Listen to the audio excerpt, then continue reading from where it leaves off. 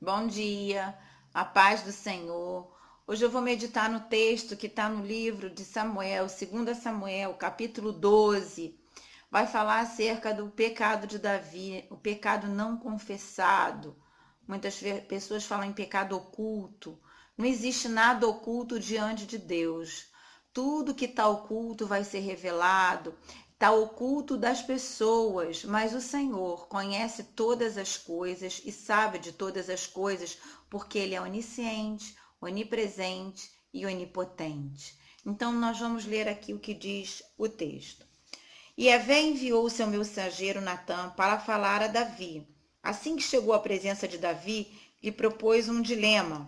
Numa cidade havia dois homens, um rico e um pobre. Entretanto, o pobre nada tinha senão uma única cordeirinha que havia comprado com muito custo. Ele cuidou dela com carinho e ela cresceu com ele e com seus filhos.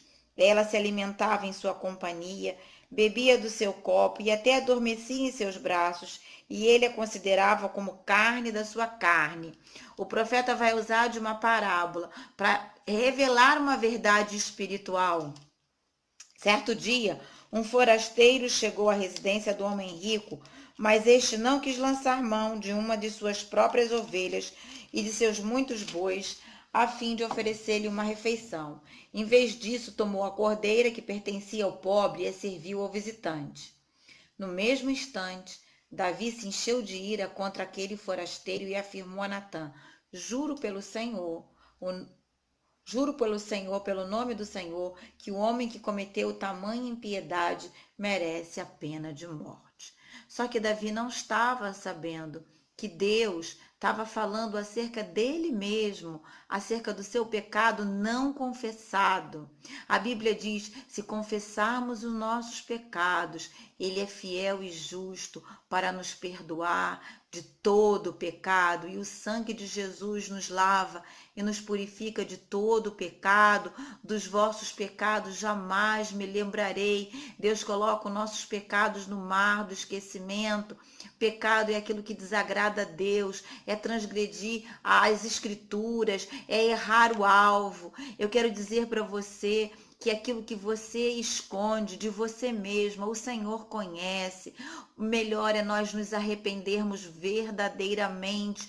O arrependimento produz mudança de atitude, o arrependimento produz mudança de vida, o arrependimento gera comunhão com Deus. O pecado nos separa do Senhor e muitas vezes queremos colocar as nossas culpas, os nossos erros para debaixo do tapete, achando que ninguém está vendo, mas o Senhor sabe todas as coisas, e o Senhor revelou ao seu servo, ao profeta, e o profeta foi direto ao rei e contou aquela história que falava acerca do que ele tinha feito. Ele tinha matado Urias, marido de Betseba, e tinha cometido adultério. Então ele tinha o pecado de homicídio, o pecado de adultério. Ele tinha feito aquilo que era mal diante de Deus e achou, porque ele estava naquela posição de rei, nada ia acontecer com ele. O pecado cega o nosso entendimento, o pecado cega as nossas ações, o pecado produz em nós um senso de autojustiça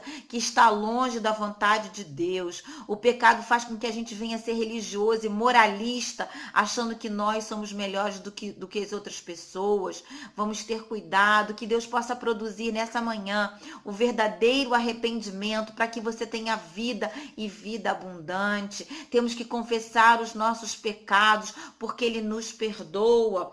Tudo aquilo que nós não confessamos, o lixo vai se tornando mais lixo, mais entulho. Quando nós vamos ver, nós estamos petrificados, endurecidos, com o coração longe, endurecidos pelo pecado, e passamos a fazer práticas religiosas que não agradam a Deus. E no verso 6 diz assim: antes, porém, deverá pagar 4 vezes ao preço da cordeira, porquanto agiu sem misericórdia. Olha o que o rei está falando: quem fez tal coisa deve morrer, deve pagar 4 vezes mais, porque agiu sem misericórdia. Então o profeta Natã revelou a Davi: esse homem és tu. E assim diz o Senhor, Deus de Israel: eu te ungi rei de Israel, te salvei das mãos de Saul. O profeta está falando para Davi: tudo que Deus tinha feito na vida dele. Eu te salvei, eu te ungi, eu te dei essa posição que você se encontra. Lembra de onde eu te tirei? Eu tirei de ser pastor de ovelhas. Eu te dei o reino, eu te dei mulheres, eu te dei riqueza, eu te dei saúde, eu te dei vitória. E por que você não foi grato a tudo que eu tenho te dado? E é assim com a nossa vida também. Deus nos deu Jesus, que morreu na cruz por mim e por você, para que nós tivéssemos vida eterna, vida abundante, vida em Deus, comunhão com o Pai, comunhão com os irmãos, desfrutássemos aqui na terra de uma vida abundante. Por que não fazemos?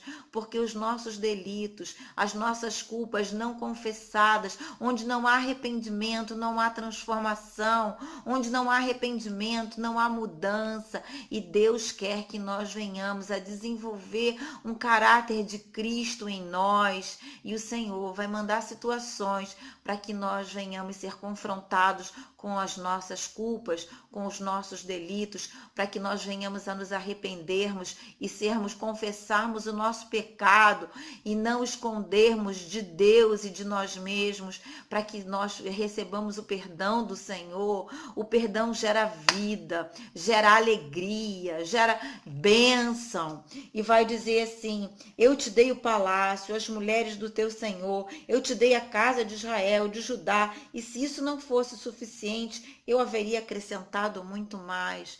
Por que ele foi fazer tal ato? Porque ele se achou.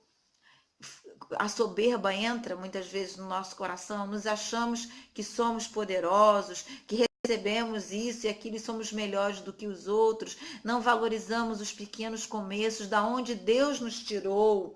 Sendo assim, porque desprezaste a palavra do Senhor, fazendo o que eu reprovo, tu mataste a fio da espada o teu servo Uria, o heteu, e tomaste para teu prazer a esposa dele. Sim, tu mesmo mataste por meio das armas dos amonitas e ficaste com a mulher dele. A espada do inimigo matou aquele servo de Deus. A espada do inimigo matou o servo de Deus. Muitas vezes nós não matamos as pessoas com uma espada, mas matamos com a nossa palavra. A nossa palavra que deve ser de bênção e não de maldição. Matamos com a nossa indiferença, matamos com o nosso descaso. Hoje Deus está dizendo para você: examine-se a si mesmo.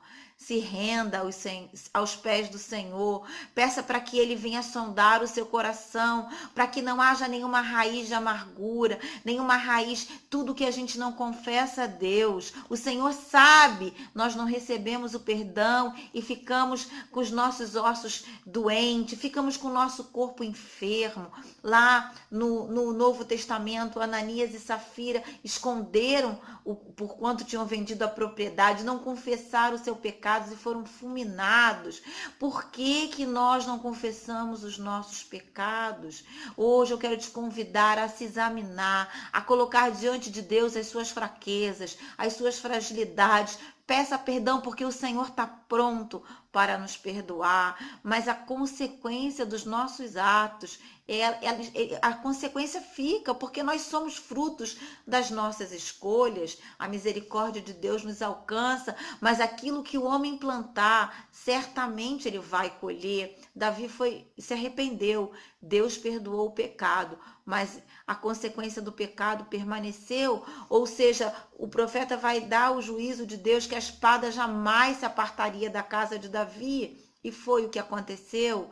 Então eu quero dizer para você que o temor do Senhor é o princípio da sabedoria, que hoje você possa, no versículo 13, nós vamos ver que Davi vai dizer assim: Davi confessou a Natã: pequei contra o Senhor. E Natã afirmou a Davi: por sua parte, Yahvé perdoa o teu pecado e não morrerás. Mas por teres ultrajado o Senhor mediante tua atitude, o filho que tiveste morrerá. O filho que daquela relação fora da vontade de Deus, houve um juízo. Muitas vezes nós dizemos que Deus é amor. Deus é amor. Deus é amor, que amou o mundo e deu o seu filho, o seu único filho, para todo aquele que nele crê não pereça, mas tenha vida eterna. Mas Deus também é justiça. Deus é fogo consumidor. E eu quero te dizer que o temor do Senhor é o princípio da sabedoria. Que você hoje possa pedir para que esse temor venha sobre a tua vida, que você tema o Senhor, que você procure andar de acordo com o que a palavra de Deus diz, para que você tenha vida abundante, que o Senhor possa sondar o teu coração. Se existe algo que só você sabe, confesse ao Senhor, se arrependa, peça para Deus tomar as rédeas da tua vida, para Ele produzir em você frutos de arrependimento genuíno, porque o remorso é aquilo que nós temos vergonha das pessoas que estão ao nosso redor, mas o arrependimento nos leva direto para o céu, em comunhão com o nosso Pai Celestial, e faz com que nós venhamos a ser perdoados e abençoados, e venhamos também a ter capacitação para perdoar aqueles que nos têm ofendido.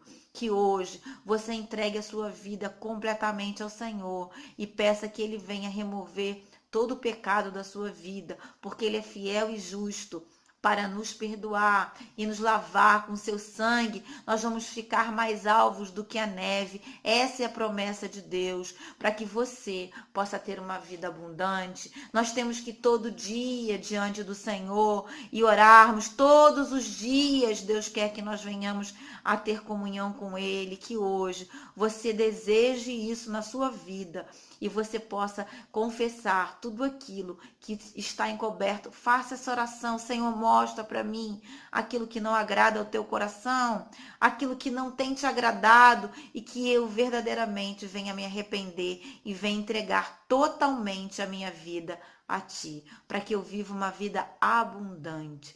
Saiba que o nosso pecado não confessado atrapalha não só a nossa vida, mas as vidas das pessoas que estão ao nosso redor. Que você seja uma luz, que você seja um sal, que você possa dar sabor. Por isso é necessário que você entregue tudo nas mãos do Senhor Jesus. Tenha um bom dia em nome de Jesus.